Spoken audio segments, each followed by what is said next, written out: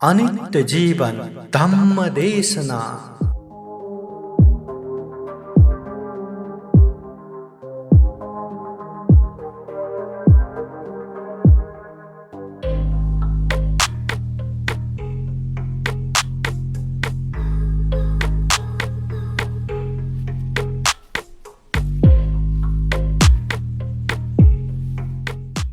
दोस्तों, आज के अनित्य धम्म देशना में चर्चा करेंगे अनित्य याद करो। तथागत बुद्ध के जो वाणी संग्रहित त्रिपिटक है, त्रिपिटक के सुत्त पिटक के दीघ निकाय अंतर्गत महापरिनिर्वाण सूत्र में बुद्ध ने कहा है, बुद्ध चाहे तो अनंत काल तक जी सकते हैं। वो महाकारुणिक, रिद्धिवान, शक्तिवान तथागत बुद्ध भी 80 साल की उम्र में गुजर गए, महापरिनिर्वाण को प्राप्त हो गए। वैसे ही हमें एक दिन अवश्य भावी मरना है। एक श्वास लेते समय भी, एक निवाला खाते समय भी हम मर सकते हैं। ऐसा अनित्य स्मरण करना चाहिए, ऐसा अनित्य याद करना चाहिए। यह अनित्य को भूल के लोग दीर्घ काल तक का योजना बनाते हैं। 1 साल के बाद ये पुण्य करूँगा, ये धम्म करूँगा, या 5 साल के बाद, या 10 साल के बाद, या रिटायर लाइफ में मैं ऐसा ऐसा अच्छा कर्म करूँगा करके दीर्घ काल का योजना बनाते हैं। जबकि जीवन इतना अनिश्चित है, इतना अनित्य है, कब कहाँ कैसे खत्म होगा पता ही नहीं। इसलिए तथागत बुद्ध हमेशा कहते हैं, अनित्य याद करो। आइए अनित्य धम्म देशना को आगे बढ़ाते हैं। अनित्य धम्म देशना निरंतरता।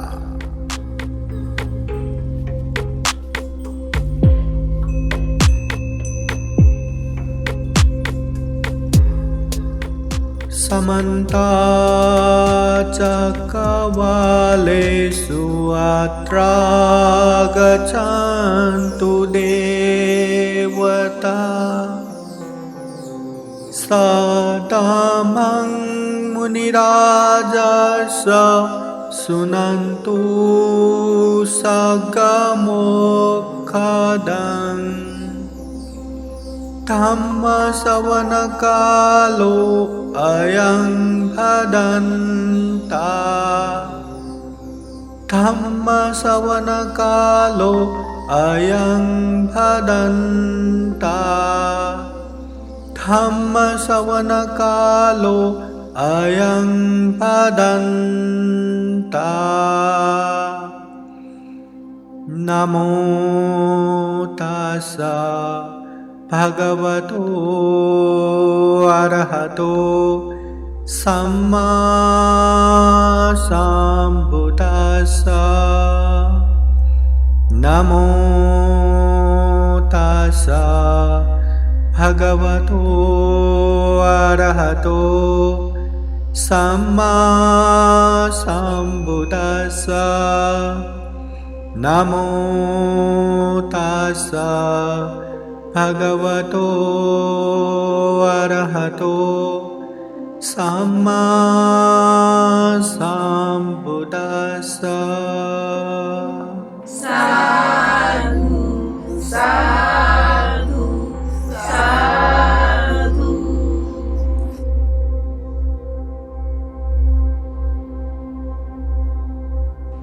श्रद्धावान, तम प्रेमी, श्रद्धा संपन्न उपासक उपासिकाएं कार्यक्रम में सहभागी हुए संपूर्ण उपासक उपासिकाओं को बुद्ध धम्म संघ के अनंत अनंत गुण धम्म और आशीर्वाद के अनुभव से मंगल हो, सुखी हो, ये कामना करते हैं।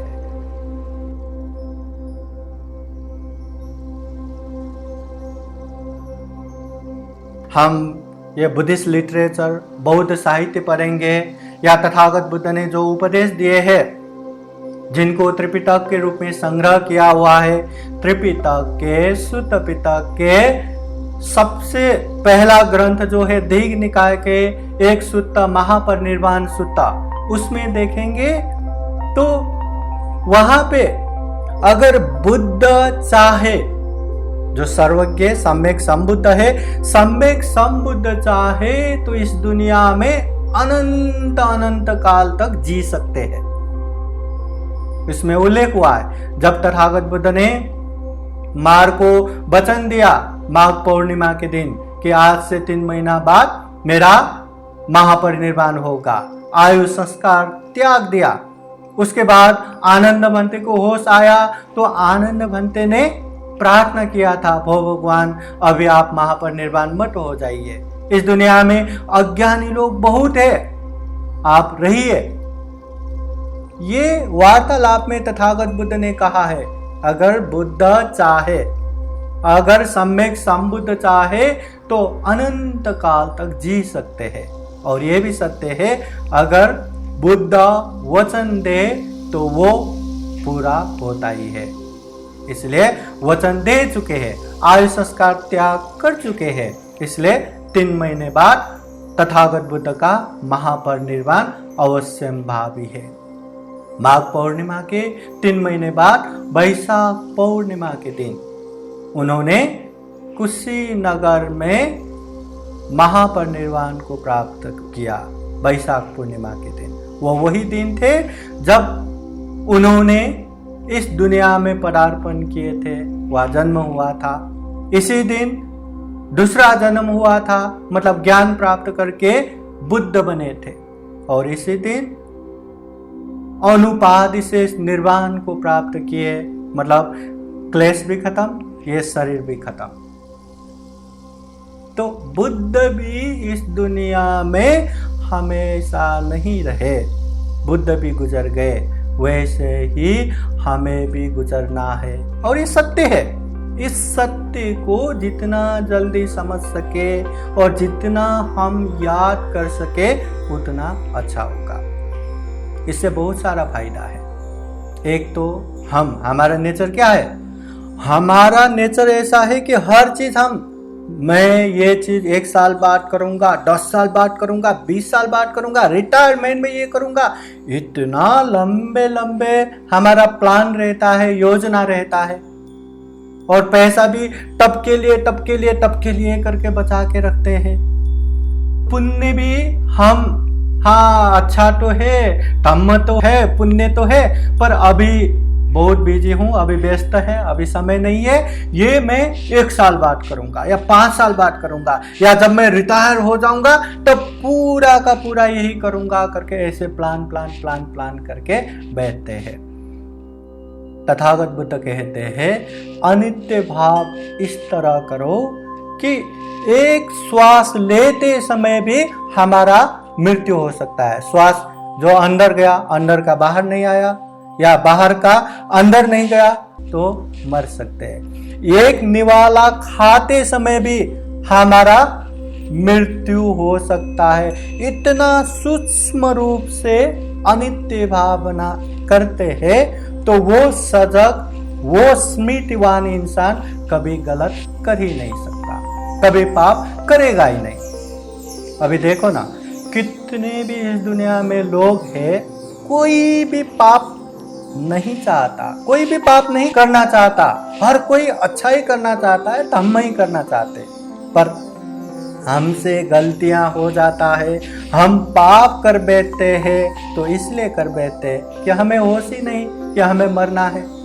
हमें एक दिन सब छोड़ के जाना है, पता ही नहीं, हमें अनित्य है, उस समय तो पूरा भूल ही गए। इसलिए वो पाप भी करता है, गलतियां भी करता है। हमेशा सजग सचेत होके याद करने वाला कभी पाप नहीं कर सकता। बुद्ध कहते हैं ध्रुवं में मरणं अध्रुवं में जीवितं। इस दुनिया में ध्रुव सत्य है कि एक दिन मरना ही है, निश्चित है, पर अनिश्चित ये है कि हम कब मरेंगे, कहाँ मरेंगे, किस तरह मरेंगे। अब इसको और यादगार बनाने के लिए और स्मृति करने के लिए बुद्ध के समय के एक घटना आप लोगों को सुनाते हैं। तथागत बुद्ध होने के बाद गांव, नगर, जनपद, देश देशांतर चारिका करते बहुत उपदेश दिए, बहुजन हिताय के लिए, बहुजन सुखाय के लिए। और तथागत बुद्ध का ये नित्य कार्य है कि सुबह और शाम महाकरुणा समापति ध्यान में बैठ के लोगों को देखते हैं कि आज मैं कहाँ जाऊं या किसके पास जाऊं तो वो ज्ञान प्राप्त करेगा, या किसके पुण्य संस्कार है जिसको बुद्ध का उपदेश सुनेंगे तो वो ज्ञान प्राप्त करेगा। ऐसा हर दिन सुबह शाम देखते थे। सुबह के समय में बुद्ध का जो एरिया है, जो क्षेत्र है, वो दूर से नजदीक ध्यान लगाते हैं, और शाम के समय में नजदीक से दूर ध्यान लगाते हैं। क्योंकि सुबह के समय पे लंबे यात्रा कर सकते हैं, शाम के समय पे यात्रा नहीं कर सकते। इसलिए ऐसे महाकरुणा समापति ध्यान बैठते समय एक दिन उनको आलवी नगर के एक छोटी सी बच्ची वो याद आ गया।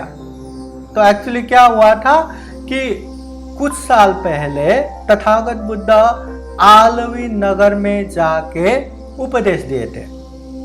तथागत बुद्ध जब वहां पहुंचे तो ढेर सारे लोग आके बुद्ध के दर्शन करने के लिए, बुद्ध के उपदेश सुनने के लिए वहां आए थे। और तथागत बुद्ध ने उन समय अनित्य के विषय में उपदेश दिए थे। ध्रुवं में मरणं अधुवं में जीवितं, कि मरना निश्चित है मगर जीना अनिश्चित है। अनित्य के विषय में उपदेश दिए थे। साधु साधु साधु। बुद्धं नमामि, बुद्ध को नमन करता हूँ। धम्मं नमामि, धम्म को नमन करता हूँ। संघं नमामि, संघ को नमन करता हूँ।